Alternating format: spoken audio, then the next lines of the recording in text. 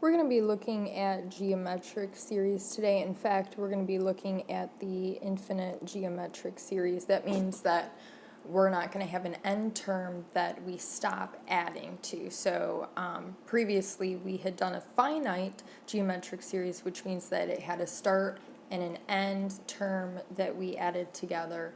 And so this time we're going to keep on adding, and that is only possible to arrive at a certain number if our common ratio for that geometric series is less than or equal to the absolute value of 1. So either it's less than 1 or it's greater than -1, but only in between those two numbers. So these top 3 objectives we've already accomplished. We'll be focusing here in infinite geometric series. And then after that, I'm going to show you summation notation. Summation notation. And that's just a different way of writing that we want to sum. This is an example of a problem that we will be able to solve at the end of this lesson. A ball is dropped from a height of 50 feet. It rebounds 4/5 of its height, so this is like my common ratio, and it continues this pattern until it stops. How far does the ball travel? So they mean, travel distance. Down, up, down, up, down, up. What is that total distance? So we'll get to that later. Now, there's a huge difference between a finite sum and an infinite sum. So for instance, if we're talking about an arithmetic sequence, remember that's where we're adding the same number. Like for instance, this one's, they're adding 3 every time. We cannot get a sum because it just keeps on increasing and increasing and increasing. A finite arithmetic sequence, we already did that the other day, and we use that formula as a shortcut so that we don't have to add each individual number together. A finite geometric series we did also, and that's where we have a start and a beginning, and there's a shortcut for that too. It's that formula, and don't worry about memorizing it. We just have to know how to use it, like what does A1 mean, what does R mean, etc. So today we're going to do infinite geometric series. Now, this one that's increasing by doubling, so means it's multiplying by 2, so therefore my R value is 2. Now, that's an R value that's greater than 1, so that means there is no definite sum. If I keep adding until forever or to an infinite amount of terms, there's no certain term that this is going to. However, if I have an infinite sum for my R value, for instance, this is multiplying by 1/3, is in between -1 and 1, then since we're adding a smaller and smaller amount every time, it's not really contributing that much, so we can take it all the way out into infinity, and it does arrive at a certain number. So we can obtain that certain number through this formula: sum equals A1, that's our first term, all divided by 1 minus R, our common ratio.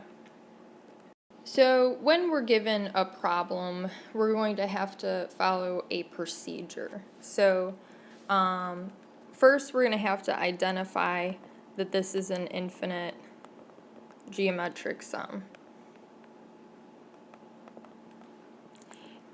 And in the problem, they will tell us that. So we'll be looking for that phrase, find the sum of the infinite geometric series, or something like that. Okay, but they're going to tell us, and that's going to tell us to go to our formula sheet. If you go to your formula sheet, it says these words: infinite geometric sum or infinite geometric series, and that formula is S equals A1 over 1 minus R. Okay, so there's really only two numbers that we're going to have to substitute in here. Those are A1 and R. So that brings us to our next step that we have to do. We have to identify A1. Okay, and how do we find that? Well, it's just the first number in the pattern.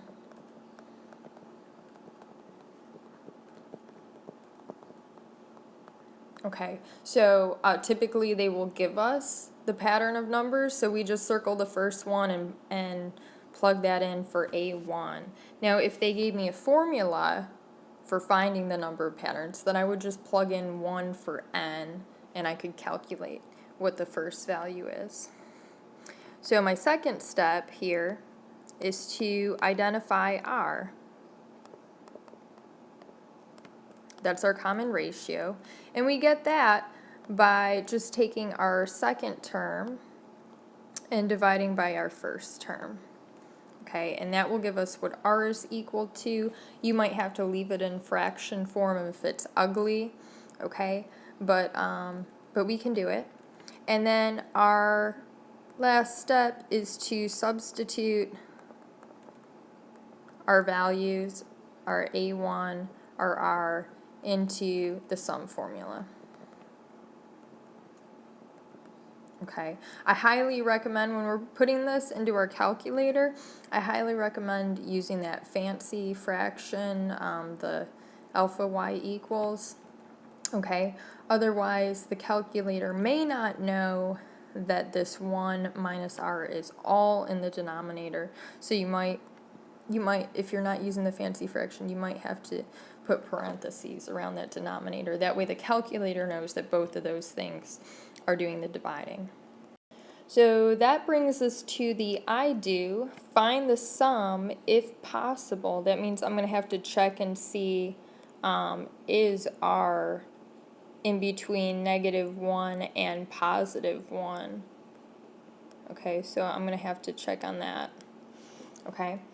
And then also, if it is, then I'm going to be able to use my formula S equals A1 over 1 minus R.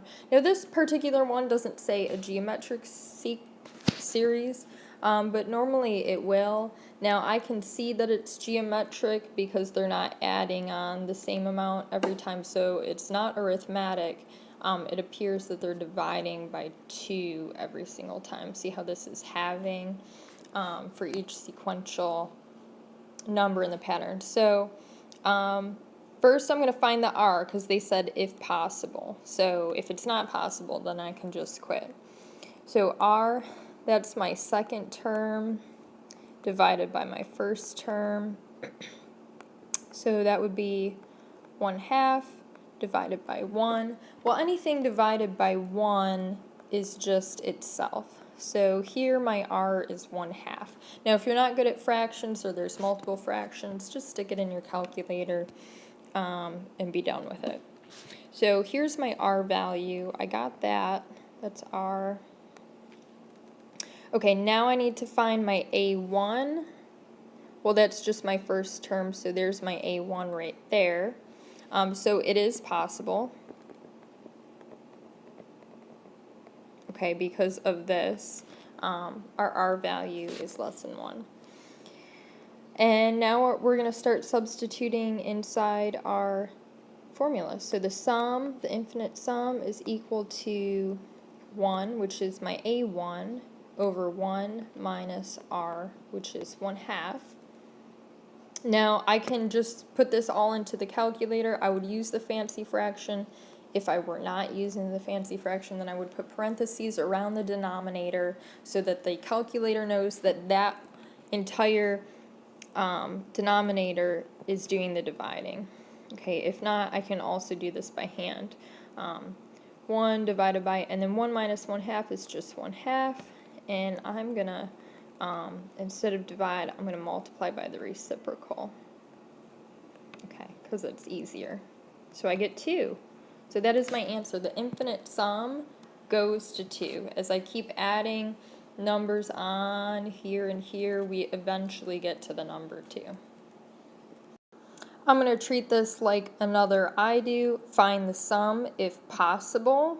Okay, so here I need to check, is r less than or equal to 1? So I'm going to go ahead and do that first, because if it's not possible, then I don't have to find a sum, because we can't. So r, that is the second term divided by the first term. So my second term is 8. And my first term is 2 square root 2. Okay, now I could just throw this in the calculator, but because I can't pull up the calculator and show you on this program, I'm going to just go ahead and reduce this. So 2 goes into 8 4 times. So I get 4 over square root 2. And when I actually put that into the calculator, I find out that this is actually greater than 1. So here, there's no sum. So no infinite sum possible. Okay, done. Let's treat this you do like a we do. So if you're watching this video, take a second, pause the video, attempt it yourself, and then after you think you have the answer, press play and watch the video. Now I'm going to start solving. Okay, we want to find the sum here. That means, and if possible. So if it's possible, I'm going to get to use that sum formula. Sum equals a1 over 1 minus r. Okay, now I need to know, is it possible? So I need to find out, is r less than or equal to the absolute value of 1? So let's calculate that. Our common ratio, remember, ratio means I need to make a fraction. That's my second term divided by my first, so I've got 1/3 divided by 2/3. Now you can totally just stick this in the calculator.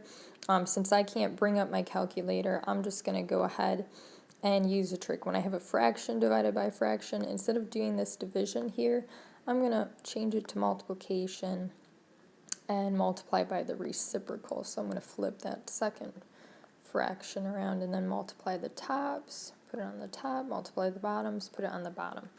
So 3/4, that's like 0.75. So my r value is in between -1 and 1. So we do have a sum possible here. So I'm going to proceed with this problem. I need to find my a1. That's right here. So those two things, with those two things, I can find the sum. So I'm going to go ahead and substitute into my formula now. My sum is equal to a1, which is 2/3, divided by 1 minus r, and r is 3/4. Now if I could pull up my calculator, I would, and I would just plug this in. But since I can't do that, I'm just going to do this by hand. So I'm just working on this denominator here.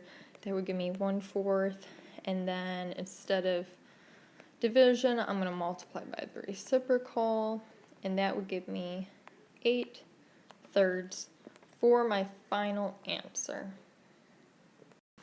You try this one, just be careful. Is this even geometric is what I would ask of this. Is it geometric? Is this possible? Okay, is it geometric? Are they multiplying by the same amount every time, or are they adding? So there's your hint right there. Try this one too. Find the sum if possible. So find out what r is. Use your formula to figure it out.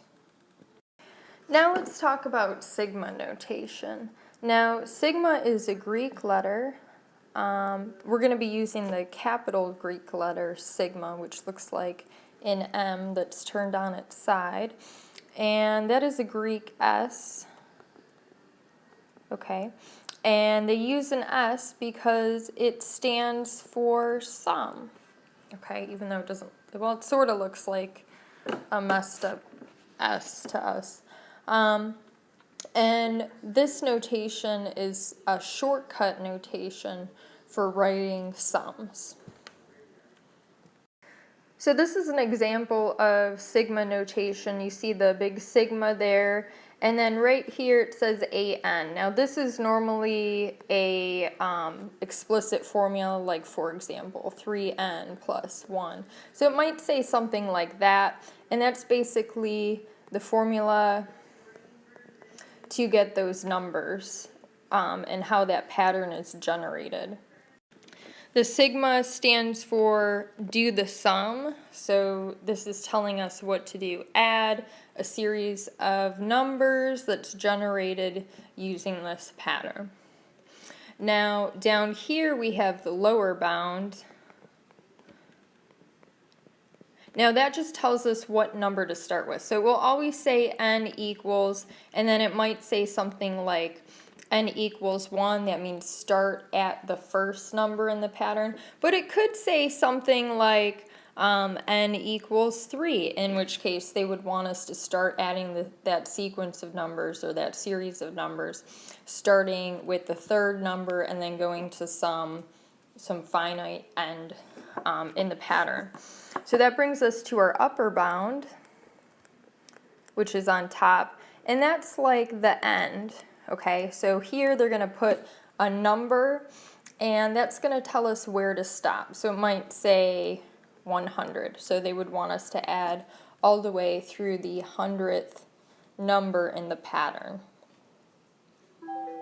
So these are just some examples of what a sigma notation looks like. Now they could use J or X or A or K. I, J, and K are used quite frequently, but it doesn't really matter. That's just our variable, okay? So this first example, they say, do the sum using numbers generated using this pattern formula, okay? And start with the first number and go all the way into the fourth number. So here's our first number here. We would plug in 1 for J because that's our first position, and so that would be worth 3 using this formula, okay? And then our second number would plug in 2 for J. So this is like our N. They're just using a different letter here for the variable. And so that would be 4. And we're summing, so that's why we have plus signs in between these. And then here's our third position, so they're plugging in 3 for J, and if we calculated that using this formula they gave us over here, that would be 5, plus our fourth position, and when we calculate that number we get 6. So they're plugging in 4 there because it's our fourth number in the pattern. Okay, and then we would just add these all up to get 18. Okay, so that's how you would do it by hand. Now there's also another way to do it in the calculator. I'll show it to you in a second. So just to run through these other 3 examples, here they're using A for their variable. That's fine. It doesn't really matter what you use, N, A, I, J, K. Pick your favorite letter. Okay, so here's how they're generating the pattern of numbers, okay, with this rule. This is called an explicit formula. Okay, so up here, since they were adding the same number every time, this was an arithmetic sequence. And the second one, since they're multiplying by 2 every time,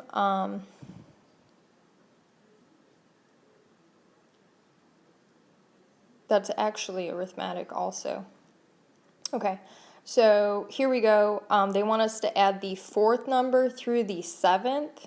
Okay, so here's my fourth position number. So we don't even have to find out 1 through 3. We can just start it whatever we're trying to add. So they plugged in 4 for A. You know, you would calculate that that is 8 plus, and then here's our fifth position. So they plug in 5 for A. So that's 10 plus our sixth position. So they plug in 6 for A, and we get 12.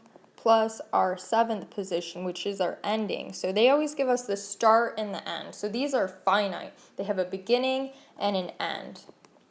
Okay, and then you can just add those up, 20, 30, 44.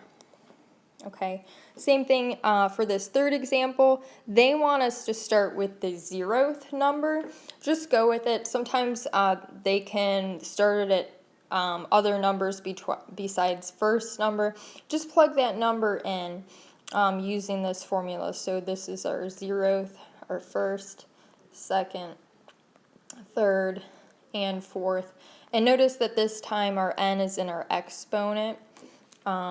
So that's where they're plugging in these numbers here and calculating them. And you would just add them up like you did the first time. Now I'm going to show you a shortcut of how to do this in the calculator, because we all know how to plug in numbers into a formula and add those numbers up. So here's the shortcut in the calculator.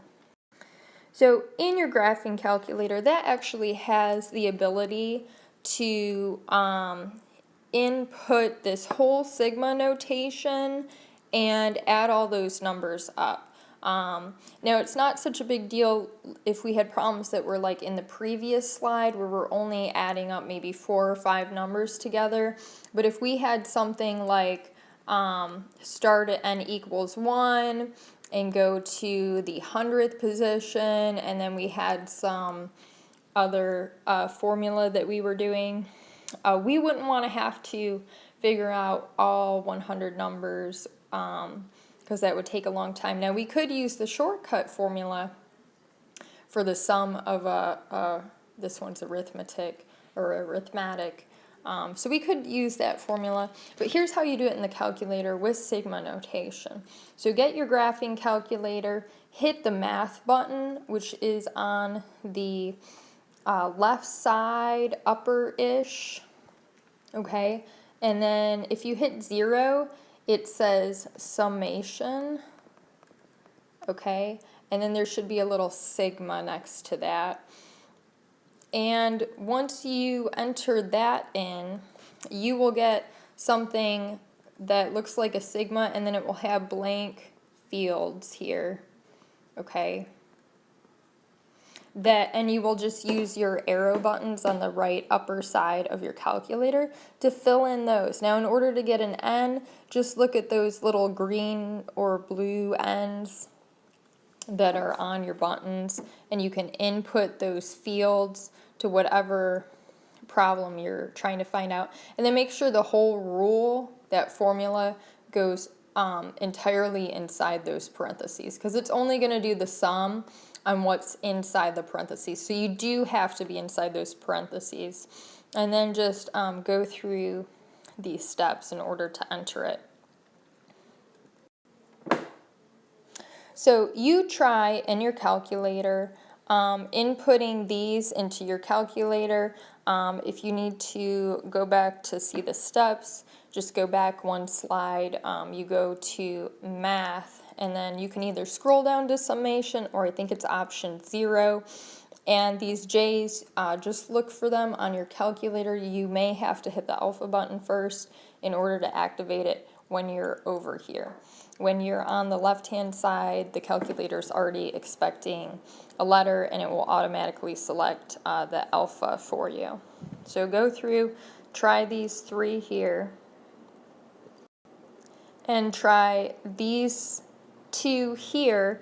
Now on this first one on this slide, you have to be really careful to make sure that everything's inside that first parenthesis that you get in the calculator. So when you get inside the parenthesis, put a 6 and then type a left parenthesis and then put your 3/5 and then add another right hand parenthesis and then add your exponent. Okay, so otherwise the calculator is going to mess up if that entire thing is not inside that original parenthesis. Give this one a try also. Sometimes if we don't want to use our sum formula for the arithmetic sequence, remember that's sum equals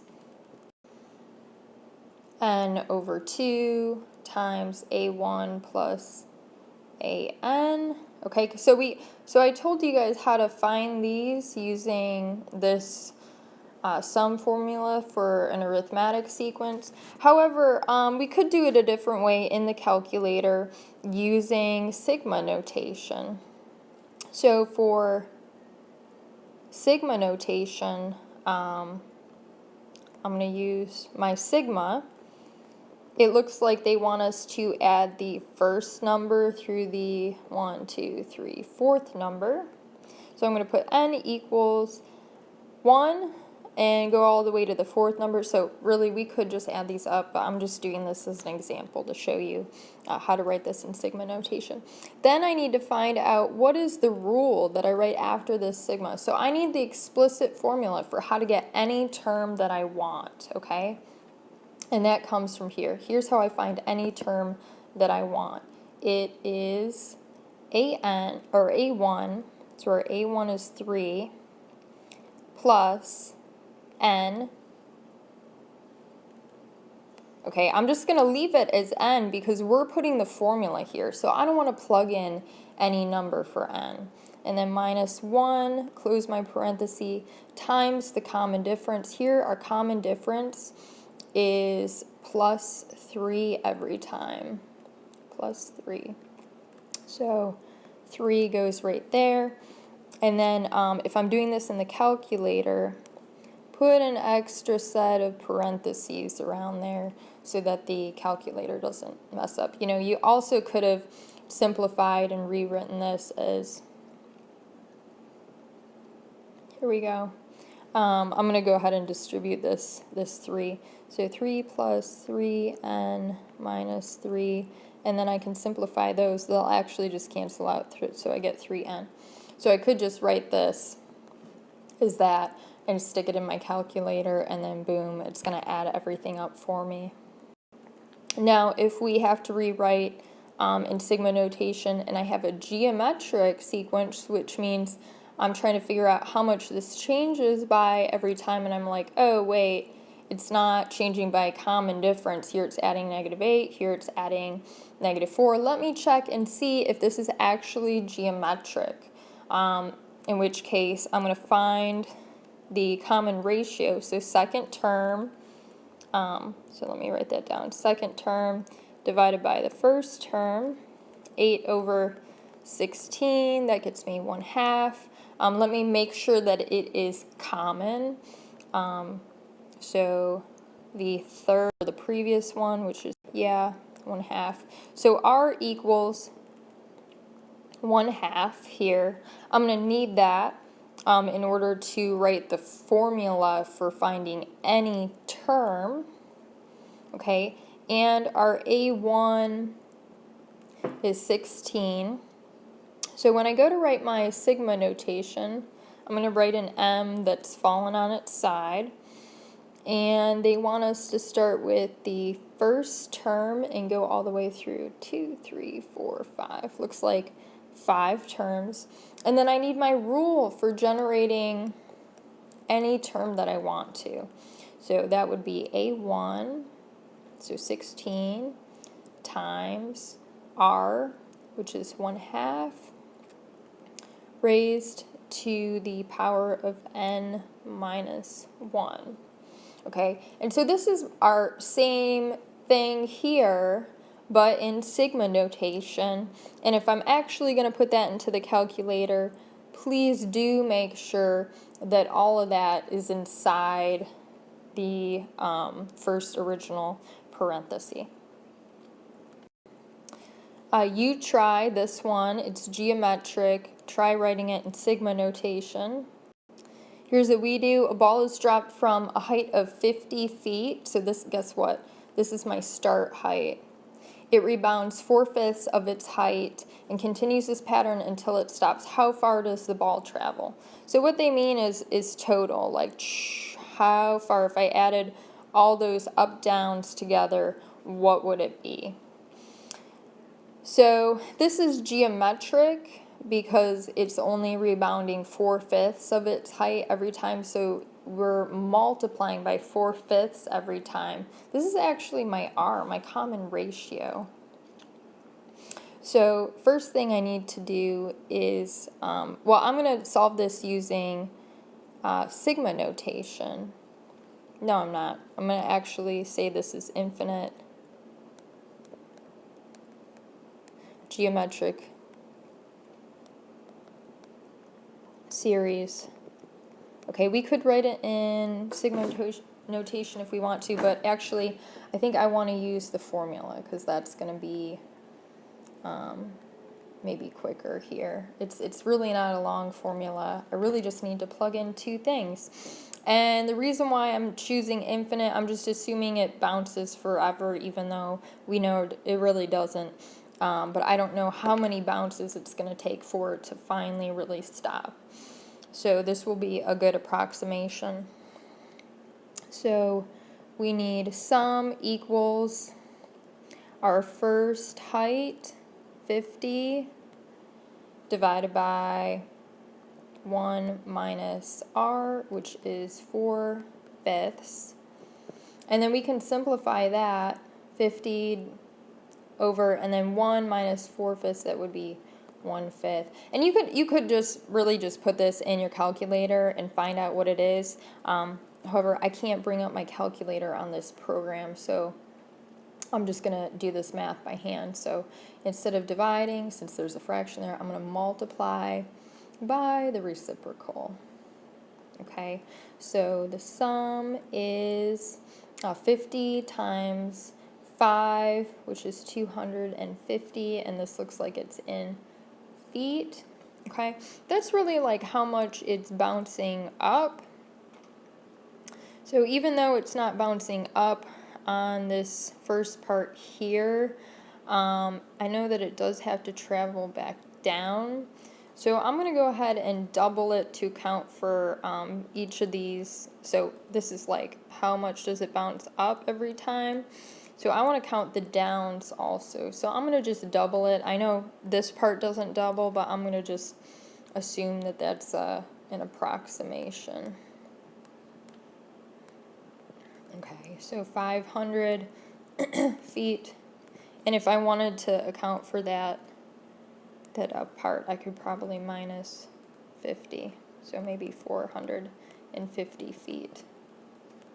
Okay, but really what I'm mostly concerned with is, can you use this formula and at least get to here using the first term and our common ratio. So this is really my goal. Can you get to this part? And go ahead and try this second version of the same kind of story problem.